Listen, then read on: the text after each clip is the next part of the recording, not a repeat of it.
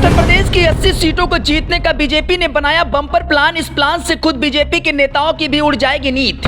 कई सीटों पर बदले जा सकते हैं प्रत्याशी, नए चेहरे को दिया जाएगा चुनाव लड़ने का मौका। लिस्ट देखकर आप भी चौंक जाएंगे, कई दिग्गज शामिल। 75 पार वालों पर लटकी तलवार, जो कई बार रह चुके हैं सांसद और नहीं है क्षेत्र में अच्छा परफॉर्मेंस, उनका भी भाजपा काटेगी टिकट। नोएडा से लेकर बलिया तक हड़कंप।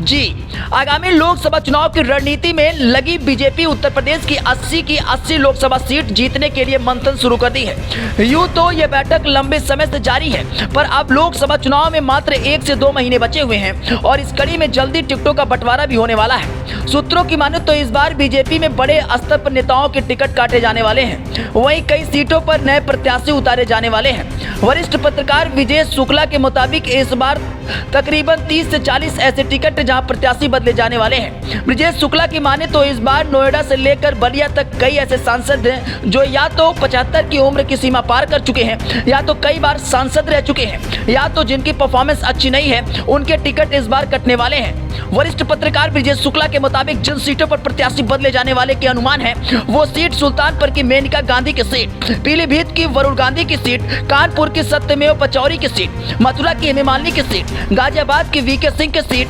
बरेली की संतोष गंगवार की सीट, लखीमपुर से जितिन प्रसाद को लड़ाने की चर्चा है। उनका कहना है कि बाराबंकी की सीट पर भी नया प्रत्याशी उतारा जा सकता है। कुशीनगर से आरपीएन सिंह को लड़ाने की चर्चा है। इसके अलावा प्रयागराज से रीता बहुगुणा जोशी का टिकट कट सकता है। देवरिया से रामापति राम त्रिपाठी का टिकट कटने की चर्चा है। वहीं अकबरपुर से कुछ बड़ा फेरबदल हो सकता है। अयोध्या से किसी बड़े आदमी के चुनाव लड़ने की चर्चा है। गाजीपुर की सीट राजभर के खाते में जा सकती है और अलीगढ़ का टिकट भी बदला जा सकता है। ऐसे ही कई अन्य सीटें हैं जहां परिवर्तन दिखेगा। 2019 में हारी हुई 16 सीटों पर इसी महीने प्रत्याशी घोषित हो जाएंगे। 18 फरवरी को दिल्ली में होने वाली बैठक के बाद भारतीय जनता पार्टी सबसे पहले इन 2019 में हारी हुई 16 सीटों पर प्रत्याशी उतारने वाली है। बता दें कि बीते 5 राज्यों में विधानसभा चुनाव में पार्टी ने प्रयोग किया था।